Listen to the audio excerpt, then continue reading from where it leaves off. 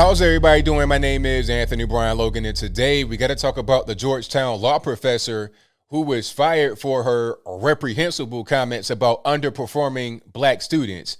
Now, I'm going to defend this lady until the cows come home. Why?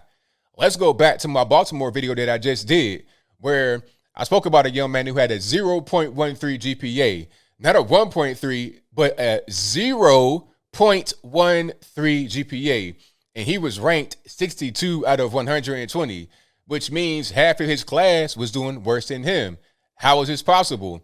The reason why that's possible is the same reason why you have all these underperforming black kids at Georgetown Law. But before we go any further, let's roll the clip. In this clip, you'll see the professor talking about black students underperforming, and you'll see her colleagues' reaction while they're on the Zoom call that had been recorded, maybe not to their knowledge. After we get done watching that, I'll come back. I'll talk about what they said there. Then I'll give you my 2 cents, my deep detail analysis, and then I'll wrap it on up with a nice bow on top. So without further ado, let's go ahead and roll it. They were a bit jumbled. Yeah. It's the best way I can put it. It's like, okay, let me reason through that, what you just said, kind of thing. Yeah, right. Unfortunately. And you know what? I hate to say this.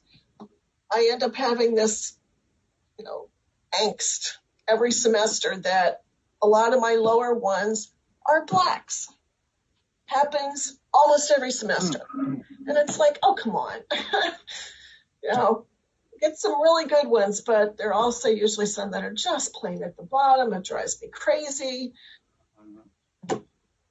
Yeah. So I feel bad. What drives me crazy is, the concept of how that plays out and whether that is, my own perceptions playing in here and with certain people. My own unconscious bias is, playing out in the scheme of things, Yeah. Well, that's why, I think we do a good job of keeping track of did they open their mouths. Exactly. Right. All right, so you saw that, you heard that. Now, I want your immediate reaction. Straight away, before I get into it, your immediate reaction. Do you think that she was being racist? Okay. Did she come off as a racist person? Now, if you ask me, if you ask ABO for his opinion, I'm going to say, no, that was not racism. That was frustration. That was her being perplexed and befuddled and just kind of confused. Why is it that the black kids come in here and they don't do well? What's going on? Is it racism? Is it like what's happening with these kids? And even the colleague she was speaking to, he was like, well, yeah, it's like that. I'm trying to figure out, is it me? Am I racist? Is it my unconscious bias? And that was a trigger word right there, unconscious bias. They train you like that when you're doing this whole critical race theory thing. And unconscious bias basically means, from my interpretation of it, it's, okay, you're a white person and you might think you're just the most non-racist guy that ever existed. But since you're white, you may have unconscious bias, okay? You're racist and don't even know it. So you got to get trained on how not to be racist. You have to be unlearned from your unconscious bias. That's what they teach you in critical race theory. And if I'm wrong about that, right about that, let me know in the comments below. So they're trying to figure out what's going on. Why are these black kids going into school and they're not doing well? And she's saying some kids, they do pretty well. Probably the Africans, that's a different story. Some of these kids do very well, but a lot of them, they just don't. They're at the bottom all the time. Why? Let's go back to Baltimore. The same mechanism that allows a kid to have a 0.13 GPA and be ranked basically in the middle of the pack in a high school, and the same mechanism that allows a valedictorian to not even know how to read. Quick story right here. I'm reading the comments on the videos. I do read comments. Not all of them, but I do read quite a few of them. One of the comments, one of you guys said, hey, I work at a community college out here in Philly. And a young lady came in and took the test to, see where she ranks and what class should she be in, and what, like an admission test, basically. She took the test and it came back that she was remedial in reading. And the grandma called the school and said that, hey, my granddaughter was valedictorian in her high school. So the valedictorian couldn't even read. To go, like, we're talking about a community college needed remedial courses in reading. Okay. So when you have that going on, I got to back up a little bit to really just flesh it out. And a lot of these schools, you have weak curriculum, and sometimes you got teachers that don't really care. So you're not really getting educated properly. You think you're doing very well. You're getting A's and B's and, Dean's List, honor roll, valedictorian, but you're being graded on an effective scale because the work you're being given is not very challenging. You're given kind of like softball stuff. It's like, okay, rather than having to go against Pedro Martinez on the mound, hitting them 100-mile-an-hour fastballs, we'll put this ball right here on the tee and call it the same thing when it's not. Then you go to college, all of a sudden here comes Randy Johnson, Pedro Martinez, all these guys throwing these fastballs right by your head, and you just totally lost. And you're going to perform at the very bottom because all your life, K through 12, you've been trained for T-ball, not this fast pitch, actual Major League Baseball that you're facing right now, which is college. Okay? That's what's going on. And then affirmative action.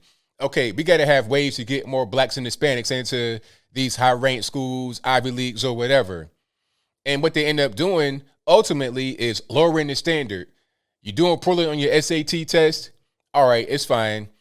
We'll let you get in because you're black over someone that's Asian.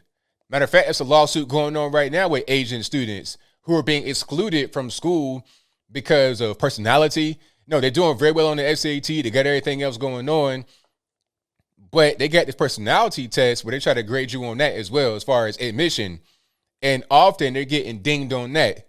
Like, it's overwhelmingly against Asian students. Now, I know a few Asians. They're pretty cool people. And I don't think that you can just say that there's a problem with Asians and personality. So why are they getting dinged so hard on that? It's a way to keep them out. Because the way it is right now in Ivy League schools, it's overwhelmingly white and Asian, right? So to prevent that from happening, they are having mechanisms that they only enforce against whites and Asians to get more blacks and Hispanics. The blacks and Hispanics could go to a regular stateside school, all right? Rather than going to Columbia, well, you don't want to go there because you got to do sorting heroin, but that's a different story. But rather than going to Harvard or Yale or Princeton or something like that, or MIT or Georgetown Law, how about ODU, Norfolk State? And I'm not trying to be funny. That's where I went, ODU. And I was trying to go Norfolk State, but that's a different story, so I won't go down that road, and I digress. The whole point is that you can go to a stateside school and get a decent education rather than trying to go to these really high-ranked schools that's way beyond your league. And the schools have fault here because they know you're not going to do well because your SAT scores are not lining up. Your academic performance in K through 12 is not lining up with these kids that are going here that are coming from very competitive schools, that are very well trained from home. And look, a lot of these black kids, they go all their life up until the point where they get to K through 12 without having any kind of education, right? They can go outside and play, roll around in the grass and stuff like that, but they can't read. They can't write their own name, color in the lines, count to 10. They can't do anything. So here they are at 6 years old, already behind, and that carries with them all throughout their career. Dad told me that. He was like, look, a lot of these kids, got low graduation rates. A lot of them can't read. If they graduate, sometimes it's worse than graduating because it's wasting time. You could just go work or do something else, but now you're in school wasting time. But anyway, a lot of them can't read. They can't do basic things. So then when they perform poorly on their SAT test, they're given unfair advantages, unfair curves, and then they're put into Georgetown Law and they do poorly. And then what happens is this, before I close it on up, they don't do well, they perform poorly. Here comes the Black Student Union. They're involved right now in this case. They're trying to say, hey, let's vacate all of Miss X, Y, and Z's test scores because she's biased against black students. And then when that gets out to the campus, you're going to have some dude wearing a dashiki talking about blackity black, woke, all this, that, and the third, saying, hey, you know what? It's the white man's fault why you're doing very poorly in school. Not your SAT score, which is lowest in the school, but it's the white man's fault why you're doing very poorly. You see what happened to that lady? She was on the news talking about how y'all doing bad, all that, and the third. It's the white man's fault. Come join me. And, in this Afintunde Abulawa Johnson School of X, Y, and Z. So what happens is they get involved in these kind of radical groups, and you send your child out to school, bright-eyed, bushy-tailed, ready for the future, and they come back a Black Lives Matter supporter and an Antifa supporter full of gloom and doom because of their experience at school. But if not for affirmative action and, diversity quotas and stuff like this, they would go to a good school that's suited for them and they would have success, right? Or maybe not even go to school, go to a trade school or just start working. A lot of these kids don't even need school. They may not do well on tests. Like if I was to go to one of these high-ranked schools and try to become some kind of math major, I would not do very well. I'm not good at, advanced math. I know what I'm good at. I know my strengths and weaknesses. I know my strengths are being able to read and write. That's my strength. Okay, I'm very good at that. I write articles every day. I read every day. That's what I like to do. These glasses are not for fashion. I'm just trying to figure out how I can see because I'm a bookworm and I'm nearsighted. All right. So kids should go where they're best suited to go rather than having these colleges artificially place them in schools where they're mismatched. There's a whole book about that called Mismatch, which details the entire problem. And I'll link to that in the description box below if you want to see it and read it for yourself. But I think I'll leave that right there for now. And what say you? Do you think that a teacher was racist? If that's your viewpoint, let me know why in the comments below. Or was a teacher not racist? If that's your viewpoint, let me know why in the comments below. How about the school itself? Are they racist for having all these diversity quotas and whatnot? And the only way they can do that is to exclude certain people. There's a lawsuit right now against Harvard and Yale, if I'm not mistaken, from Asian students saying, hey, we're being excluded because you want to get more blacks and Hispanics in who were unqualified. So it's not a matter of minorities because Asians are also minorities. It's not even about that. It's about, okay, we want to have, more faces of different colors.